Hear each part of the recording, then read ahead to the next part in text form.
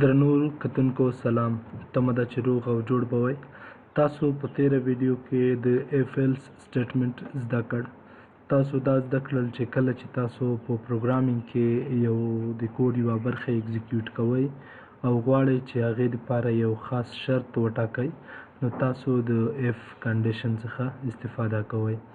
او دلته بیا تاسو ایلس سټیټمنټ هم زده کړ چې کله چې دا کنډیشن یا شرط صدق ونه کړي نو بیا موږ یو سپورټیو بلاک هم لرو تر څو یوزر ته دا معلومه شي چې کوم شرط چې و هغه ټرو نه دی او په ځواب کې تاسو یو بل سټیټمنټ لیکئ.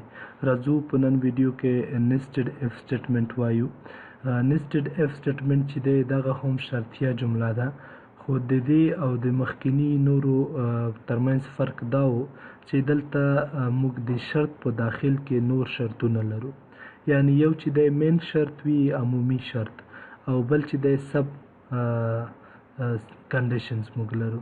نو دې کې موږ نور شرطونه هم لرو، فرعي شرطونه هم لرو.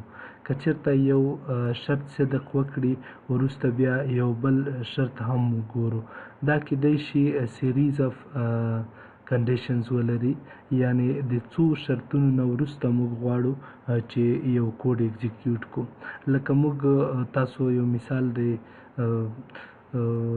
چیک پوینټ ورکولی شو. کله چې موږ صرف اف سټیټمنټ لرو نو موږ د یو چیک پوینټ نه تیریږو، او کله چې موږ نیسټډ اف ولرو موږ نور چیک پوینټس هم لرو.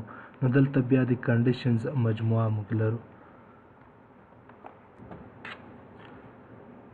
نیسټډ اف سټیټمنټ چې دی تاسو ته ما اوس یادونه هم وکړه چې دا د یو شرط په داخل کې نور شرطونه وجود لري، یعنی اف سټیټمنټ انساید انادر اف سټیټمنټ. نو دلته یو عمومي شرط وي او نور چې دي فرعي شرطونه دلته وجود لري، او دغه فرعي شرطونه چې دي دغه په نورو مخکینی مین شرطونو پورې ډیپینډنټ دي، په تړلي دي. که چېرته په دې کې عمومي شرط صدق ونه کړي نو بیا دغه کمپایلر چې دی نورو فرعي شرطونو ته اجازه نه ورکوي تر څو هغه هم چک شي، ځکه کله چې د یو شي کل ټرو نه وي نو بیا هغه جزئیات چې دي هغه که ټرو هم شي څه معنا نه لري. نو د کې موږ اف نیسټډ اف سټیټمنټ او د دې ډول سټیټمنټ ته وایو. تاسو دلته سینټیکس لیدلی شئ. په سینټیکس کې دلته اف سټیټمنټ تاسو لرئ او دلته ایل سټیټمنټ لرئ. خو دلته که چېرته تاسو وګورئ یو کنډیشن بلاک د دې ځای څخه پیل شوی او دلته سټاپ شوی، خو د دې په داخل کې تاسو نور کنډیشنز هم لرئ.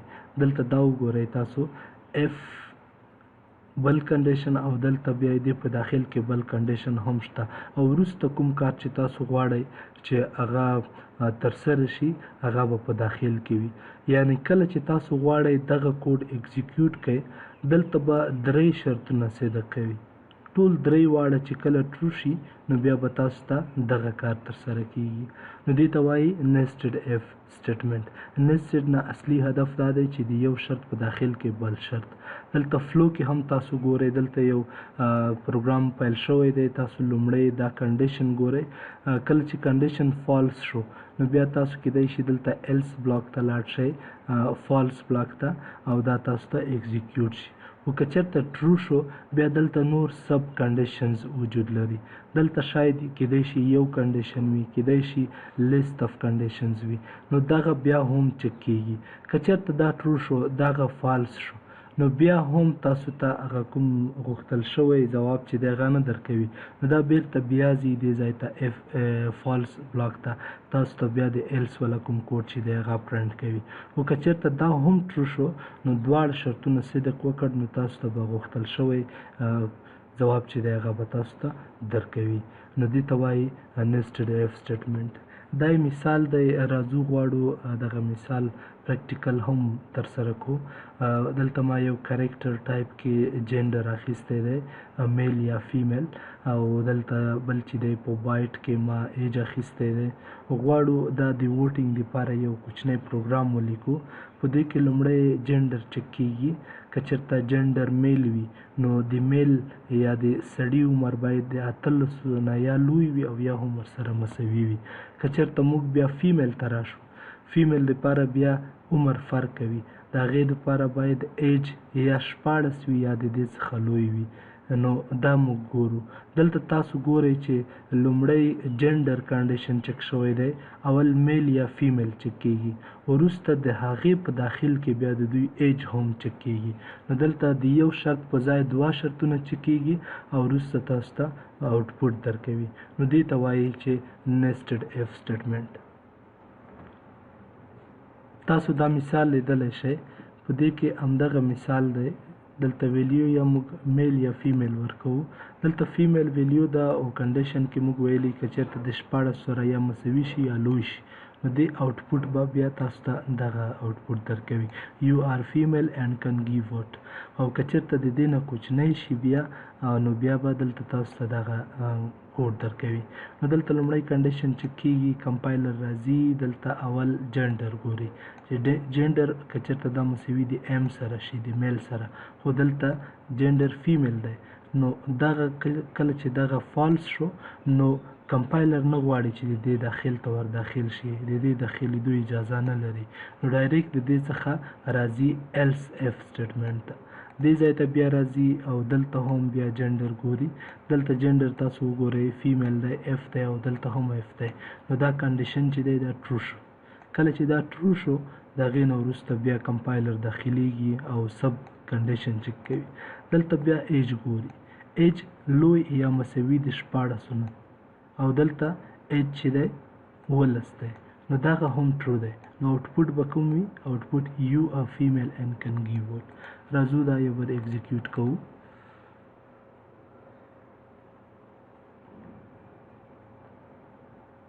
دلته تاسو لیدلی شئ یو آر فیمیل اینډ کن ګیو وټ. که چېرته موږ وغواړو چې دې ته تغییر ورکړو، دغه فیمیل چې دی دا زه ایم ته کنورټ کوم، دا غواړم چې میل وګورم. نو بیا داسې چې تاسو دا ایگزیکیوټ کوئ، دلته میل دا یو صدق کوي، دا کنډیشن ټرو شو. خو بیا راځو ایج ته. ایج چې دی دلته 18 سره مساوي یا لوی غوښتل شوی، خو حالان کې چې دلته ایج چې دی دا 12 دی. نو دوهم کنډیشن فالس شو. نو کله چې دا فالس شو، تاسو ایل سټیټمنټ په تیره ویډیو کې زده کړ چې دا د سپورټینګ دپاره دی. نو دا به موږ ته دا آوټپوټ نه راکوي او موږ ته به دا آوټپوټ راکوي your age has to be at least 18 years. دا یو وارې رن کوو.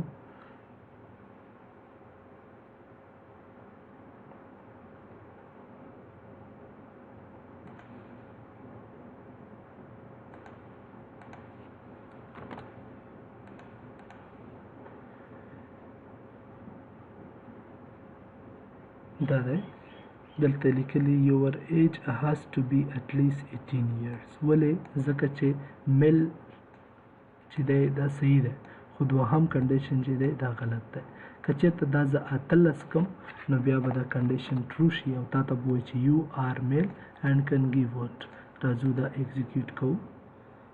تاسو دلته ګورئ یو آر میل اینډ کن ګیو وټ.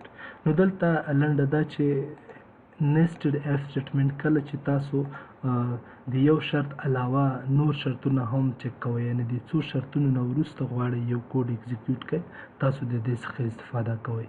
درنو لیدونکو دا د نیسټډ اف سټیټمنټ په باره کې ویډیو وه.